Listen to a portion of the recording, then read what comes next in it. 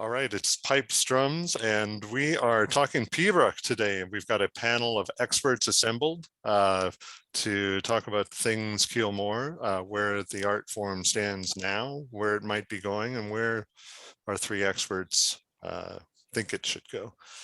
So we'll take this in three parts. In the first part, we'll talk about where things stand today. But before we do that, we've introduced a panel. We've got three esteemed people in Piobaireachd. Jack Taylor, former president of the Piobaireachd Society, gold medalist, extremely accomplished person coming to us from Aboyne, Scotland.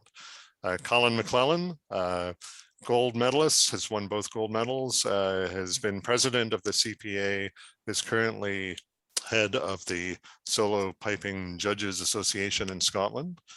Colin's coming to us from Edinburgh. And Derek Midgley from Tinton Falls, New Jersey.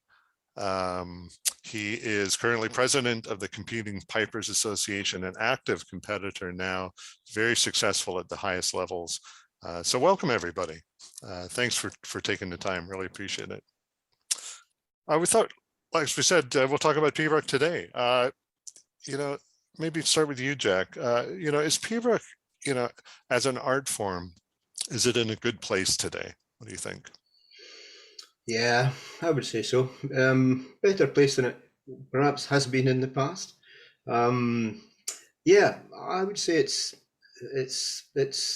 healthy. I'd love to say it was thriving. Maybe there's a bit to go before it's thriving as an art form, but certainly healthy. More people playing it than ever before. More knowledge. More people have more knowledge, more tunes, more styles, more ideas. So in that sense, yeah, I would say it's pretty healthy. Colin, what do you think? Would you agree with that assessment? I would certainly agree with it. I think we're living in an age where on the verge of things being done very differently because of technology and difference in the style of teaching that we have. We've got distance learning all over the place. And I think this is driving a very much different way of learning to play Piobaireachd and opening it up to a much wider audience than perhaps previously. And Derek, you come at things as a current competitor. You're out there, on the platforms and taking the music on. What's your take on where Piobaireachd stands right now? Yeah, I would say by numbers, obviously Jack and Colin are spot on. I think that more people than ever are playing it, and it's more accessible than it's ever been before with the technology and the internet, which has been a huge boon to the art and the music. So by numbers, I would say, and the quality of playing overall, and the technology, everything, both of the bagpipe and also the teaching, I think everything is in a good spot right now. It's pretty healthy. Mm-hmm. Mm-hmm. And I guess, we can look back at, let's say, a couple of decades ago, 20 years ago, 30 years ago, if you want. Things have changed. What with Piobaireachd? Colin, anything that you would highlight that has been significant change with the music? I think, in the way that we play the tunes and perform the tunes, nothing much has really changed fundamentally, but I think the way that the tunes are taught has changed immensely. And I think we're in an age now where we are rapidly moving away from the more traditional ways of teaching Piobaireachd, which was the traditional one lesson a week from face to face with the teacher, the weekly lesson. And I think that is largely in the process right now of being replaced by other means. And I think this is a good thing in terms of the number of people who are learning to play. We've got a great boom. One of the other things that I think technology has done is it's opened it out to, there's very, very good teachers passing on very, very good advice. And, it's fundamentally a simple music, and we're getting into this age where even a person who's less experienced goes and takes that tuition and immediately passes it on to somebody else, to their friends, to their because they've got a simple tune and they've learned it properly, and it's really not all that hard to pass on that way. So I think that's made a big difference. Jack, would you? What's your take on that? Same thoughts? Yeah, I think. I mean, I'm interested in how it does change with time, and I think I've been around long enough to look back, longer than 20 years. And I would say that how Piobaireachd is played has changed quite fundamentally, actually, in the time since I started. When I started, I suppose I think it was played much more slowly. Tempos change all the time, I think. And the way embellishments are played, it's changed as well. Double echo beats and so on. And general colour. I think we've always said that the colour is getting more and more bland as time's gone on, and people have said that for generations about people. And I'd have to say that in the time I've been around, that's the case in many ways. I'd like to think that perhaps it's becoming more colourful again. But so yeah, that would be my take on that particular aspect. How much has it changed? Yes, Colin, I agree with you entirely. The teaching of it has changed and how it's taught has changed. But I would say that the way the music is performed has changed, and that's a good thing. I wouldn't say that's a bad thing. I think it's a good thing. It's inevitable. It has to happen. Yeah, and Derek, again, from the competitor's perspective, and relatively younger than all of us here, the rest of us, you've kind of grown up with technology. Some of the things that Colin alluded to, the advent of technology bringing people together with Piobaireachd. Do you identify with that, or is that just the way things have always been for you? Oh yeah, absolutely. Thank you. That's even in my short time playing, I guess, relatively speaking, it's changed significantly from an in-person lesson with an occasional cassette tape mailed from Scotland or Canada that I could hurry home and listen to the more instant transmission of communication today. And I have several theories of how that's affected us, but maybe the most relevant one is that it's slowly, I think, doing away with the roughest edges of different styles in Piobaireachd, as Piobaireachd is coming to a consensus, I think, because of technology. And I'm not trying to say that's a good or bad thing. I'm just sort of describing a theory I have. I mean, I've got umpteen metaphors here, one of which might be endothermic or exothermic reaction as heat flows from one room to the next to reach an equilibrium. Or relevant to the EU, sorry if I'm being nerdy here, there's legislation being talked about with standardization of USB-C cables versus lightning cables in phone chargers. And a standardization is not a bad thing, but I'm talking more for the customer, and that is very much the beginner Piobaireachd player, I think, and reaching out to wider audiences. But before I get too far afield, I just wanted to not speculate really, but describe, I think it's the communication between Canada, New Zealand, Scotland, the United States, as examples, has smoothed out some of the largest differences because of the instant feedback we can get now. That's really an interesting take and great analogies. Colin, what about that kind of that thinking where, is it necessarily a good thing to be having a certain sameness or whatever through technology by agreeing on a standard? Is that going back more to sort of the original Piobaireachd Society and the attempt to standardize the music, or is this a good thing? I don't think it's necessarily a good thing. I think it's an inevitable result of what we're experiencing with this great sort of hegemony of or mixing of recordings, teaching, all this kind of thing. I think it's like a big melting pot where everything's getting stirred together and the lines are getting blurred.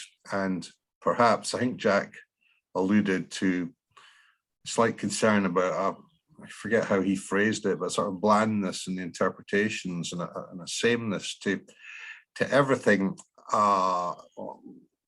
in a general sense. So, and I'm not sure exactly who would have the responsibility to try and combat that, if that's the right phrase to use, of trying to encourage individuality in playing, because I think there's no doubt about it. We are hearing both in light music and Piobaireachd, but I'd say particularly Piobaireachd, we're getting a sameness in it, and that leads to different things like judges when they're judging competitions, which still is our main platform for promoting Piobaireachd. Their choices of what to encourage when everybody is basically playing in a similar manner are narrowed a lot. So the influence that judges can have is lessened as well, I would say, although the responsibility is heightened. And you know, Jack, maybe from a judge's perspective, maybe pick up on that. Well, yeah, I think a judge will, no matter how much he or she says that they will be accepting of different styles, still has in his or her heart the style that they grew up with. And that is the thing that tends to hit the spot. And so I think there is still inflexibility in judges. It's sad, but it's true. I'd like to think, again, you know, okay, the technology and so on, and the universality of it all has led to some standardization, perhaps. But on the other hand, I would argue that it should do the opposite, and now we're in a great position for it to do the opposite. You know, we should be saying, yeah, we can get all this stuff. We can look at how such and such a person wrote such and such a tune, and how Malcolm McPherson played it, how Roddy McLeod played it, how Jimmy McIntosh was taught to play it, and all that kind of stuff. And we can really, we should now be saying, okay, let's put some musicianship more into it and be more accepting of, okay, you know, it's not the way I was brought up with it, but hey, that's really a musical kind of way of playing it.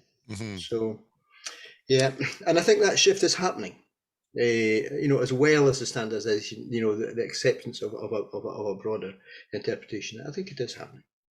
So, you know, the influence of the set tunes, you know, we've had the set tunes that the Piobaireachd set for the big competitions set by the Piobaireachd Society every year.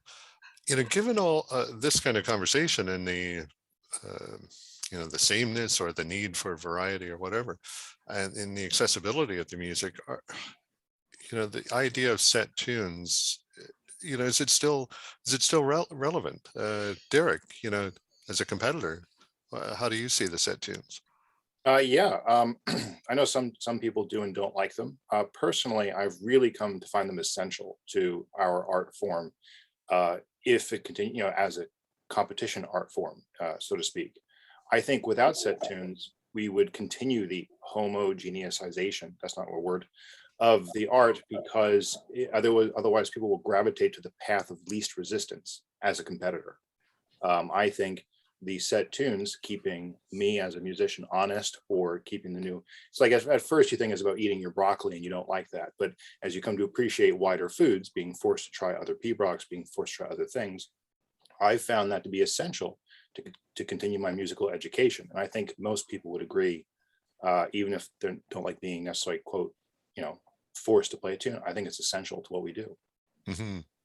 Jack, you know, now as a retired from competition for a long time, what's your take on it? You know, do the set tunes, you know, foster the music, or, you know, would the lack of set tunes maybe provide a lot more creativity? I mean, it is a double-edged sword, and the acid test would be, let's do away with the set tunes for 30 years and see what happens. Yeah, and this is what Simon MacLellan would propose as an ethnomusicologist. He gave a very, very enlightening talk to the People Society a few years ago on that very subject. Stop it all, just let the thing evolve, and let some freshness come in. And that would, to me, yes, I said it'd be the acid test. You know, does that mean the music is really still alive and thriving? Or would it be that, as Derek says, we just go and take the path of least resistance and keep playing Black Donald's March? Yeah, but I think as it stands at the moment, set tunes are essential.